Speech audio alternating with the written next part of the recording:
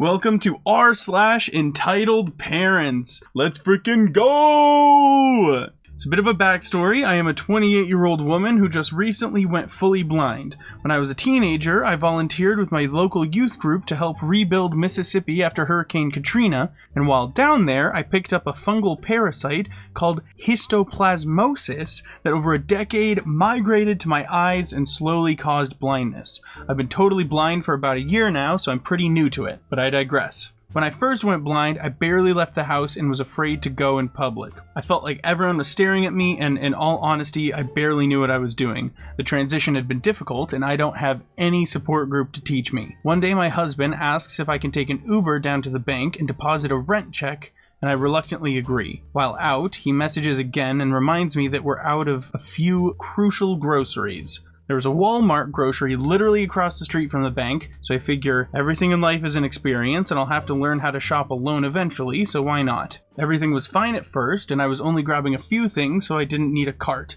I was using my cane and what little echolocation skills I had at the time to get around, but was still bumping into things as we blind tend to do sometimes. My cane suddenly hit something a bit softer, and I figure maybe I had whacked someone's leg and apologize. Cue entitled kid, EK, and entitled mother, EM. Me, shoot, I'm sorry, EM. Hey, you just hit my son. Me, I'm so sorry, ma'am, I didn't see him there. EM begins yelling, how could you not see him? He's clearly right here. Now I'm fully blind, but I don't wear sunglasses, mostly because I can't afford a good UV blocking pair, but also I'm not ever looking for pity or to play the part of a generic blind person. I just want to be treated like a normal person, but I do understand her confusion as blindness is a spectrum, so I try to calmly explain. Me, ma'am, I'm blind. I can't see anything, let alone your son. That's why I have to use the cane so I can get around without. She cuts me off. If you're blind, why aren't you wearing big sunglasses? Now, as a blind person, I get a lot of stupid questions, but I understand a lot of them are just people who don't know better, so I try to happily answer as many as I can. Me. Those are really expensive, around $200 for a good pair, and I really don't need any inside. EM, you're not blind, you're faking it. Here is where my blood starts to boil. I can't think of any reason someone would want to pretend to be blind. It's an actual hell, and nothing pisses me off more than when someone calls me a liar when I'm not. Just as I'm about to respond, I feel a tug, and before I blink, I realize this little demon spawn has snatched my $100 cane from my hands. For those of you who don't understand, that's like if you're shopping and suddenly the power goes out and you can't see a single light. Without my cane, I can barely move at all without crashing into anything. My voice gets shaky as I begin to panic. Please give that back. I really do need it. EM, no you don't, you liar. My son deserves to play with this more than you. I hear her shuffle away and my expensive cane cracking into metal displays and such as they leave. I start crying and waving my arms in front of me to grab onto something, anything, and end up crashing and falling into a center aisle display, making a loud scene. Without fail, I somewhat curl into a ball and cry. I'm alone in public, in the dark, and I had no idea what to do. Suddenly I feel a hand on my shoulder and a man's voice, we'll call him AG for awesome guy, asks if I'm okay and to stay right here. I do, but begin to at least sit up and listen. This man must have been tall and built like a tank because his footsteps sounded like a giant and I felt a suction of wind when he took off. Maybe about 30 or 40 feet away, I hear this loud bellowing like an angry lion and a loud crash. Then before I know it, the man is back and helping me to my feet. He takes my hand and puts my cane into my palm and helps me pick up the items I dropped when I fell into the display. Me wiping tears from my cheeks. Thank you so much, I didn't know how to handle that. AG, don't worry about it, some people are just monsters. This guy restored my faith in humanity and even helped me finish shopping and helped me out of the store. As we're leaving, I can hear the familiar screeching of EM, something about AG grabbing the cane and pulling hard, flinging her little devil child into a shopping cart. I don't know if she was exaggerating or not, but it would explain the crash I heard. It's easy to feel alone in a world without sight, but even through the sheer terror of being stripped of my cane, at least I know now that there are people willing to stand up for me when I need it. Edit, because of the sheer overwhelming amount of people saying, if you're blind, how are you typing? I'll first answer with my fingers, and secondly, I'm using a screen reader called Narrator that reads the screen. Wherever my cursor or finger is over the screen, it reads. When I type a letter, it reads. Guys, just like Google it or something. Man, I can't believe someone would do that. Very glad though that there was a man who actually helped you. The bystander effect can be really awful sometimes, but as you said, I'm glad there are good people left in this world. Let me first give you some background so you can get where people are coming from. My father left me and my mom a few years prior. Mom bought a small house from the money from the divorce, and a few months before has gotten herself a boyfriend. At first, I was truly happy she had moved on, but soon I realized she has fallen for some real piece of shit. Now you need to understand, my father was an alcoholic and a narcissist, so my mom's normal meter was truly broken. Anybody treating her halfway decent must have appeared like Prince Charming to her. So please do not judge her too harshly for her choice. I don't. Now he was not only halfway decent, but he really treated her well, though he was an a-hole to me. Brought her flowers, went out to eat regularly, etc. But what I realized, and she did not, was that he was a parasite. He had maybe $100 to his name, and his only income as support from the state. A couple $100. Now, I already hear you ask, how did he afford flowers and going out? Well, by living with us rent-free and having all his expenses paid for, quote, till he gets back on his feet. Soon enough, he started showing immense entitlement towards me. Basically, he said this is his house, and now I have to follow his rules. Of course, I told him this is my mom's house, not his, and I do not have to do jack shit unless my mom tells me to do so. He took that really badly since he had an ego problem, as you already guessed. I tried to tell my mom, but she would not believe me since he always acted very nice to me when she was around, but as soon as she was not, the Cold War would start between us. He pulled a lot of small shit, like demanding in a patronizing voice I bring him some beer while watching TV with me, while mom was on the loo. When she came back, he told her he asked me nicely to bring him a beer when I stood up to get something, but I refused, insulted him, and sat back down. So,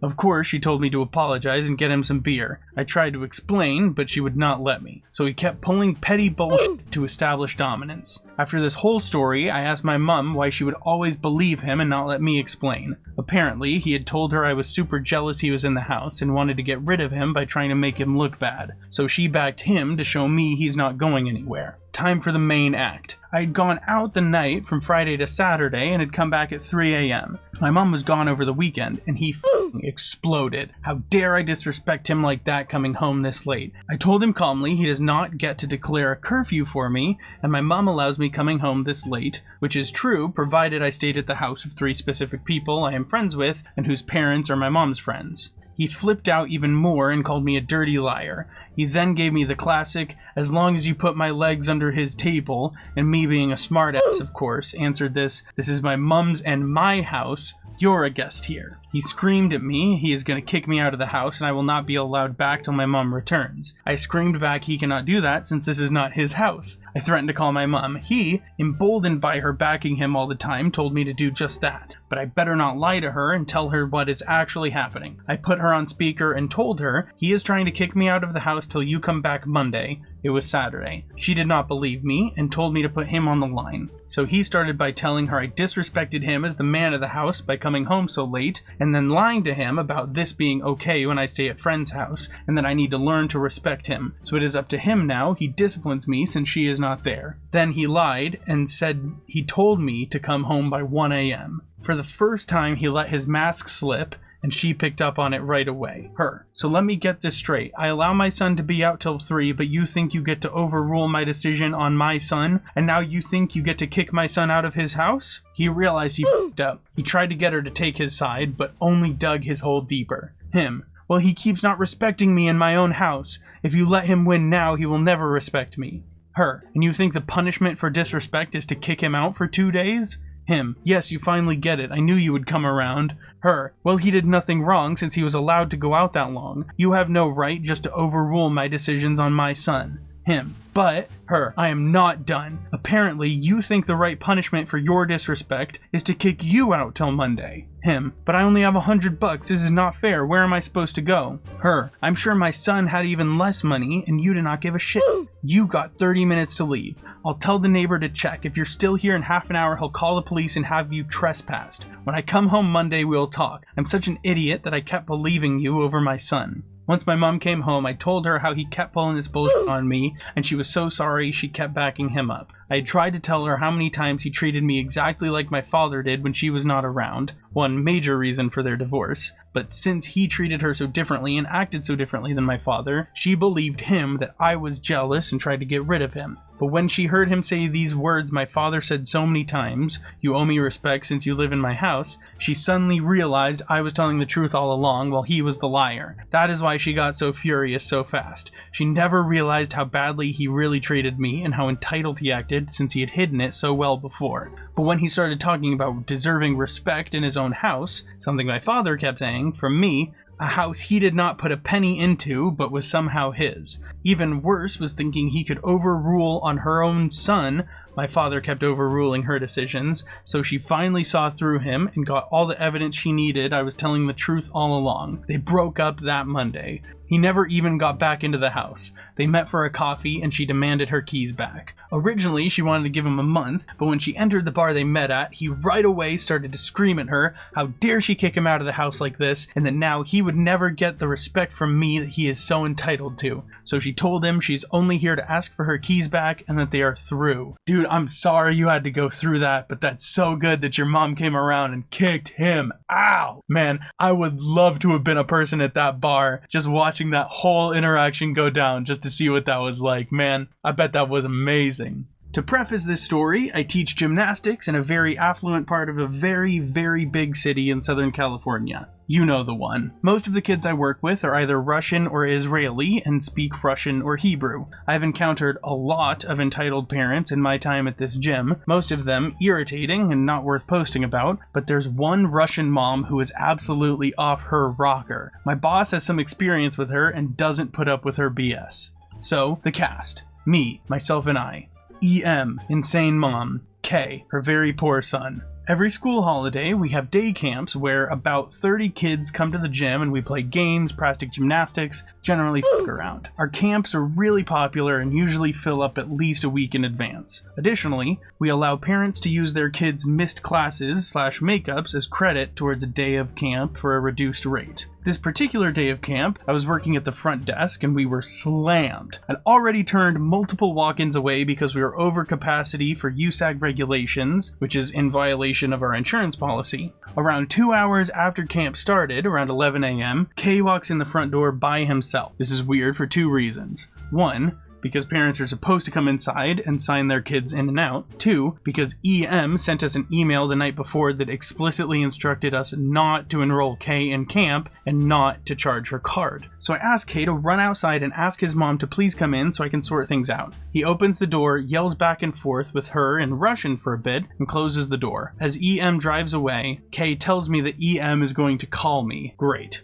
This is how the most insane phone conversation of my life went. EM, from an anonymous number, might I add. What? Me. Hi, I just wanted to speak with you because I'm a bit confused. Last night you sent us an email instructing us not to enroll Kay in camp. EM. Yes, because last time you enrolled him, you charged my card $65 one day of camp, and you stole my money. Me. Ma'am, that is how much one full day of camp costs. I'm going to have to ask you to come pick up your son because we're at capacity for the day. EM. No, there's no way your camp is full. I unenrolled him last night when I sent you the email. Me. Yes, and we had a walk-in this morning that took his spot. EM. No, I sent that email at 10 last night. There's no way your camp is full between now and then. Me. Actually, we just had the last spots taken by a few walk-ins this morning, so we are full. You can't just drop your son off here without paying after instructing us not to enroll him. EM. There's no way your camp is full. I sent that email at 10 last night. 5 full minutes of me trying to explain to her how spots are limited, and when she gave Kay's spot up, it became available for the first person to walk in.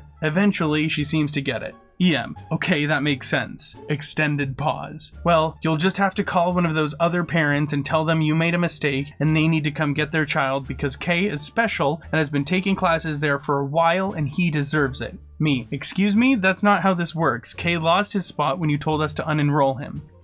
K deserves to be there. He's more important than the other kids and has been there longer, so you can call their parents and tell them you made a mistake. Me, no, you need to come get your child.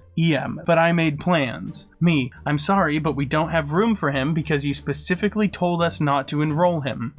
Because last time you stole from me. You took $65 from me. I work hard for my $65. Me, that's how much one day of camp costs. No, I wanted to use makeups and you charged my card $65 and stole from me. Me, ma'am, we don't know you want to use makeups unless you come in and tell us. Most people just use them for another class.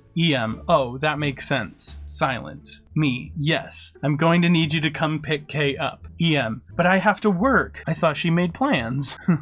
Me, I understand that, but we don't have room for K. It's against USAG regulations for us to take him, so you can either come get him or I can have my boss call you. No, I don't want to talk to your boss. Me, then you need to come get K. I can't, I have to work. Me, fine, I'll have my boss call you. I don't want to talk to your boss. Me, either you can come get K or I can have my boss call you. I don't want to talk to your boss. Me, okay, then this conversation is unproductive. I'll have my boss call you. I hung up and called my boss as promised. Her kids still come to the class, but she's banned from bringing them to the camp unless she walks them in and pays at the beginning of the day. She still consistently brings them in an hour before our half day starts and asks me if I'll be charging her for a half day instead of full, and I always politely tell her that no, I'll be charging her for the full day. Now she just speaks to her kids in Russian and has them talk to me for her. Man, imagine having to deal with that woman every day of your life. Alright, that is it for today, guys. Did you enjoy these posts? Let me know in the comments below. Until next time, this is Max, signing off.